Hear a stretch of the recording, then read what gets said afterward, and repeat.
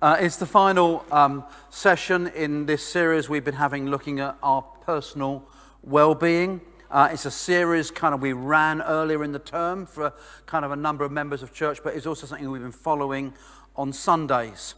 And like so many of these sessions, for me, it raises more questions than it provides answers.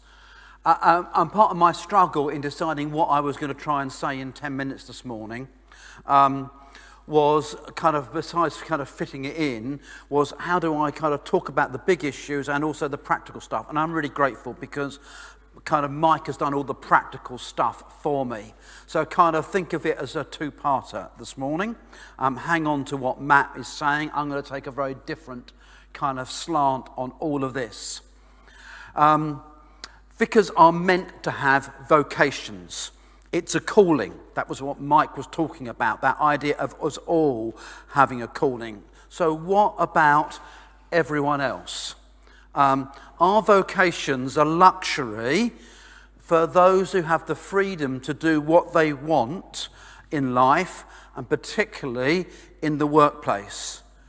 What about those that don't feel they have a choice about what they do or what they can't do? They're almost there are things going on in their lives that stop them from doing what they want to do. Those that are driven just by the need to put money in the bank, food on the table, a roof over their heads just to survive, and it feels like there's no luxury or no choice in what they do. In our reading, God is speaking through the prophet Jeremiah, and he says that he knows the plans he has for his people Israel. Perhaps you've had people pray those verses over you. I know I've prayed them over a lot of people. I may have even prayed them over you. Does this mean that God has a purpose for all of our lives?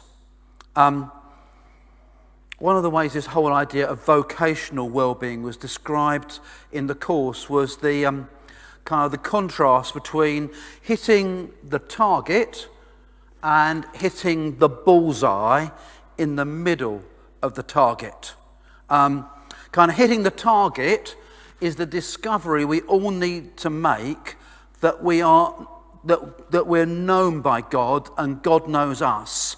And I find that really interesting. One of the things I quoted in one of the first sessions, again from the course, was Andy Croft of Soul Surveyor saying, we discover who we are when we know whose we are.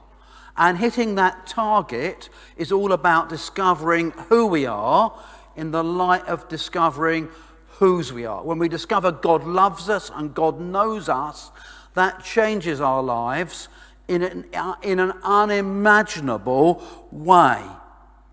But the bullseye, the sweet spot, is about discovering what we were made to do. It's one step on from that discovery of whose we are and who we are into the light of, well, what should I be doing with our life?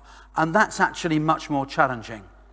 I, despite being an Anglican, I love the Presbyterian Westminster Shorter Catechism.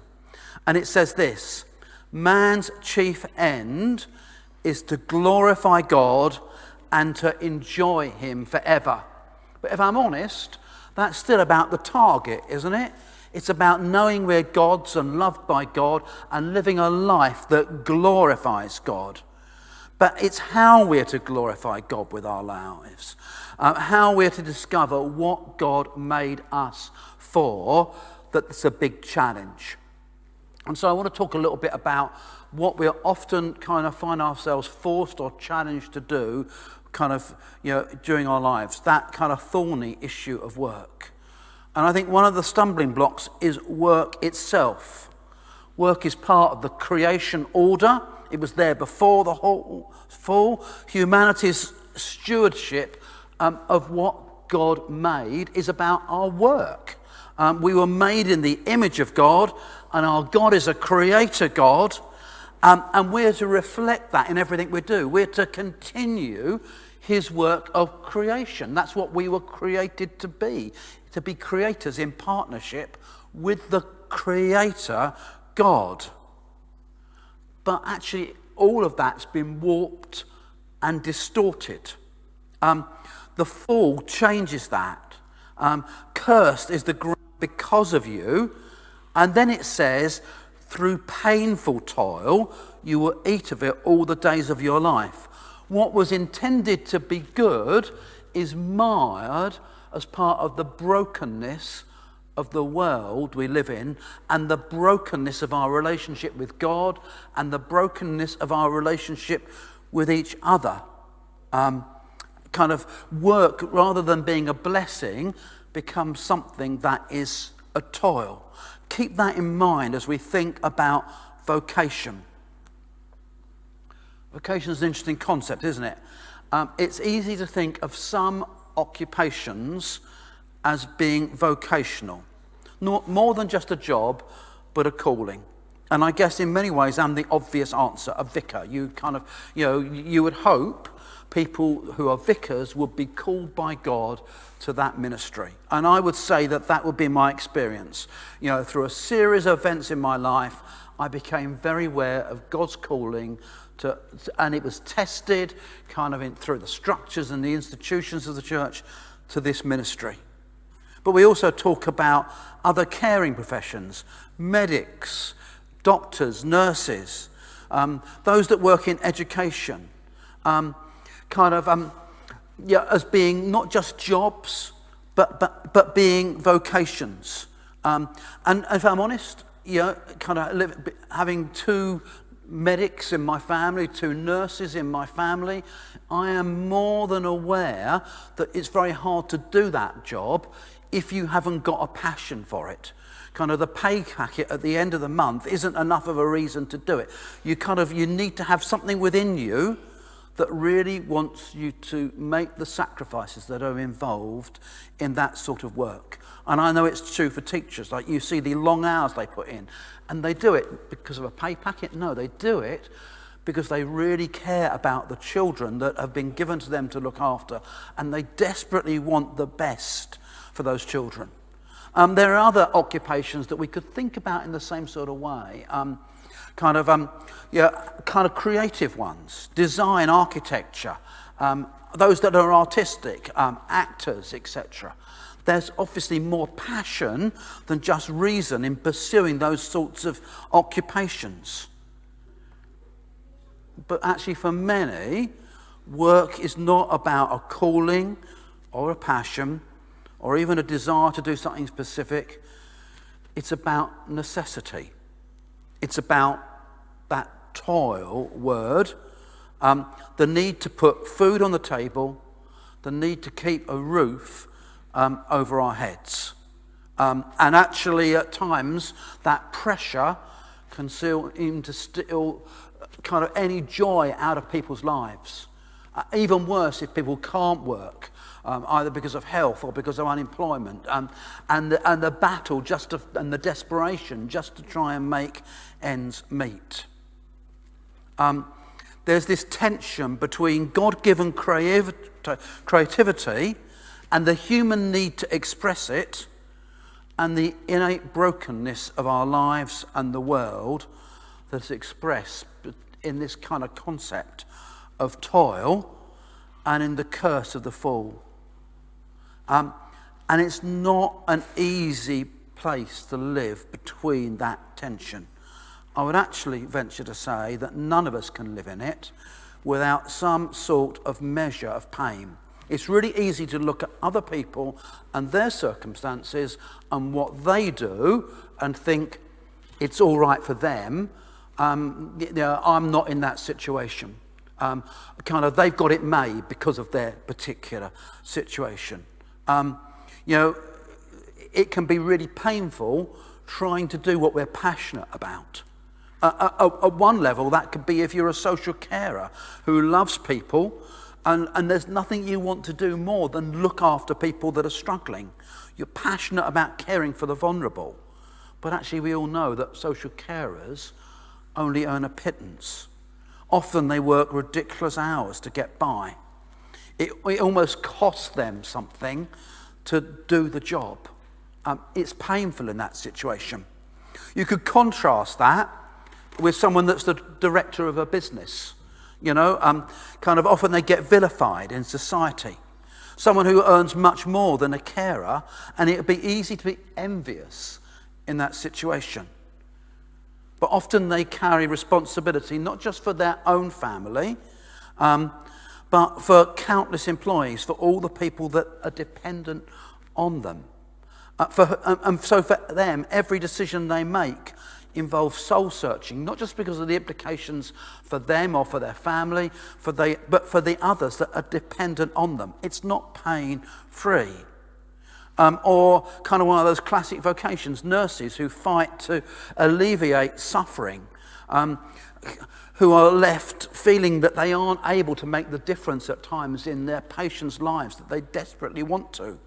Or the cancer consultant, who part of his or her job is to give people treatments that cause them huge amount of pain in the hope of saving their lives, and at times unable to save their lives. That does this because they long to make a difference, but often kind of journey with people through the most desperate and painful of times. It's a vocation, it's a calling, it's something they're passionate about, but it is not pain-free in any sort of way. And this isn't a sympathy kick. I love my job, but at times it can be incredibly painful. This week I will be taking the funeral service of a 30-year-old mum who leaves a 1-year-old baby and a partner. Do I want to be taking that funeral service? Well, part of me would really rather not be, but yes, I do want to be. It's going to be painful, but I desperately want to be there for those people. I wouldn't not do it, but doing it has a cost. So kind of a vocation isn't a magic trip to an easy life. Whatever our situation, whether it is deeply challenging or kind of externally seems kind of positive, we still live in this tension between creativity and the brokenness, the toil that comes with work and with our world. So what of finding our purpose? And actually Mike gave some great advice. I haven't got time to do the practical stuff. I just really want to ask the more difficult questions this morning without giving you any answers. Isn't it wonderful the way the vicar does that? Is living a fulfilling life just something for comfortable middle-class people? Because actually you could be forgiven for thinking that's the case, couldn't you? So turn back to the passage. Jeremiah says that God is speaking and says, "For I know the plans I have for you, declares the Lord. Plans to prosper you and not to harm you. Plans to give you hope and a future." How do we make sense of that? Is that another nice middle-class promise? Rachel Gardner, who founded Romance Academy and is a director of Youthscape, says that the indiscriminate use of that verse has done more to shipwreck the Christian faith of young Christians than anything else. It's been prayed indiscriminately over young people's lives, raised false expectations that the world in which we live has shattered, and left them without hope and questioning where God is because they see so little of purpose in their own lives. Ouch. It makes me ask the question of, should I have prayed it every time I've prayed it over someone's life? Have I done that sort of damage? How do we make sense of this in the circumstances of our own lives that sometimes are marked by not being able to work or working in the most difficult of situations? How does it make sense in the light of that? Or even worse, by the stuff we see on our news. And this week it just feels like it has been a very painful watch, hasn't it?